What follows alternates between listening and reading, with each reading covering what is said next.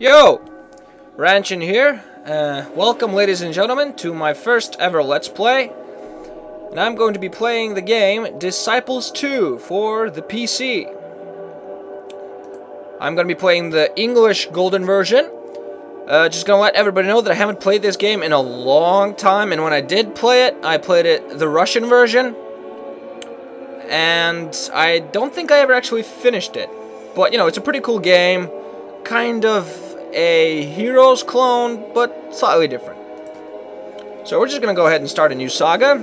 And you get to choose between 4 different races. That is the Empire,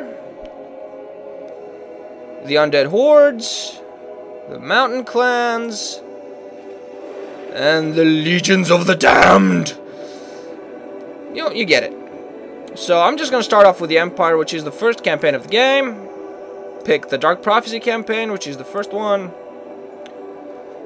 Now you get to choose between 3 types of heroes: a Warrior Lord, a Mage Lord, and a Guildmaster. I'm going to go ahead with a Mage Lord, which makes magic cheaper, and I can research all of it. So let's see what kind of faces. This guy's pretty cool. This guy's fugly. This guy's got a fugly hat. I like this guy more. Yep, I'm gonna name him Skallagrimur. For those of you that don't know, that's the father of the coolest character in the Icelandic sagas ever. Killed his first guy when he was like 7. Alright, I'm gonna go with average difficulty because I am very average. Now we're gonna listen to the story.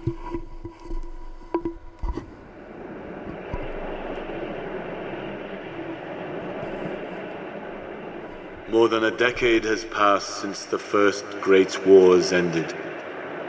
When infernal beasts and demons poured forth from the ground, the human empire did their best to resist the unholy onslaught. Alas, the beloved queen was killed, and Uther, the sole heir, disappeared from the realm.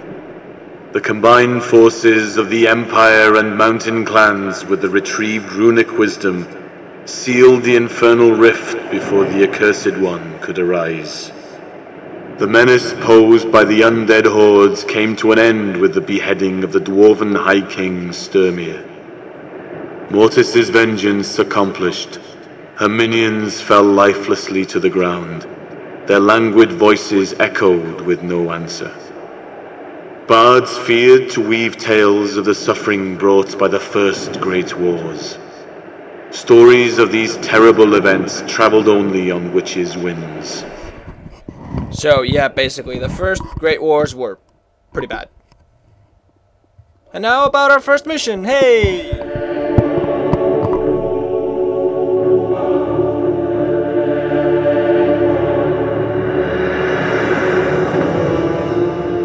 Ten long years had passed since the first great wars, leaving Nevandar in a state of chaos and devastation.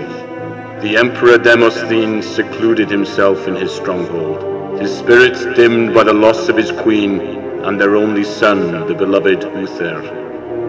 Grand Councillor Hubert de Lely was rumored to be the true power behind the throne. Hubert had indeed taken advantage of the sorrowful king's growing isolation. Although he claimed Nevandar was in good health, all could see the plague of corruption and deprivation he had spread throughout the empire. Justice was no longer a luxury all could afford. Hubert led the empire to ruin, indulging in feasts and debauches, which he paid for with the empire's treasure. From this audacious decadence, numerous sects and agitators were born. Erhog, leader of a death cult, took over the barony of Emenir. If she was not stopped, her influence would surely grow. It would be the death knell for the Empire and the High Father. So we have to basically destroy Erhog the Dark. Okay. No, pretty hot evil lady, though. Yeah, they usually are. Begin game. Beginning day. Income 150 gold and 25 life mana. Yay! So yeah. Please enter a name for your first leader. Right, the first guy I get there, that was me, Skallagrimur, and this is my first mage leader. I'm going to name him Harold. Yeah. I'm old. I'm Harold the Wizard. At least my name's not Gandalf or Dumbledore. Did I mention I'm old? Yeah. Ah, you have arrived at last, my lord. A hog the dark and her evil sect control these lands. The few who dared speak against you have disappeared. A temper somewhere the southeast. You must end this madness. Yeah, shut up, you high priest. Southeast, eh? That would be... yeah. So, yeah, this is our little interface. Game saved. You know, looks a lot like Heroes. You have our little castle right here. This little shield stands for a hero. You know, got mines, got enemies, got everything. Let's look at our castle. See? All pretty. And this is our hero. Harold the old guy. Yeah. So, yeah. Master of the Arcane. An Archmage is the only Empire leader who can use staffs and scrolls.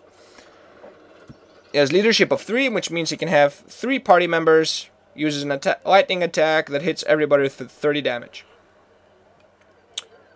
Yay! So yeah, in this game, the difference between this game and Heroes is that instead of like a huge army, like of 1,000 vampires, for instance, or something, or 1,000 soldiers, you have 1, and he has health, and he gains experience, and he levels up and becomes awesome. And that's how it works. And the cool part is, you get this castle, and you upgrade. So basically I have a squire, and I can upgrade him to either a knight from a stable, or a witch hunter from a dungeon. Witch hunters look cooler. The witch hunter is immune to mind-based attacks through his experience in battling evil forces. And the knight uses his divine strength to guard Empire against iniquity. Well, they're basically the same, except the knight has a little bit more strength. And we won't actually be able to upgrade the tech tree anymore in this first mission. And of course, the thing is that you can only upgrade 1 tech tree. So if I go down the stable, I'll be able to upgrade all the way down here, but none of this here. But if I go for the witch hunter, I'll be able to upgrade this and nothing else. And of course, we have the same for mages, archers, and healers. So we just basically have to pick that out. And everything is a bit more different, and you know, just what you want.